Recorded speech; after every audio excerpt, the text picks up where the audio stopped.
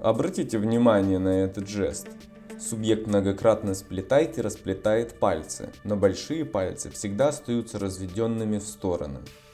Подпишитесь на канал, чтобы иметь доступ ко всем жестам, которые помогут вам понять человека, а не его слова. С вами Словарь жестов. Данный жест рефрен очень любят все виноватые. Обосновывая свои действия, они прячутся за своей серьезной внешностью. Систематическое разведение больших пальцев предательски свидетельствует о том, сколь слабо они убеждены в правоте своих слов или насколько плохо владеют темой беседы. Не путать описанный жест с так называемыми большими пальцами-марионетками. Разведение больших пальцев в стороны, помимо прочего, означает, что данный субъект не расположен взваливать на себя ответственность, полагающуюся ему по должности, и платить за ошибки, которые он нечаянно совершил.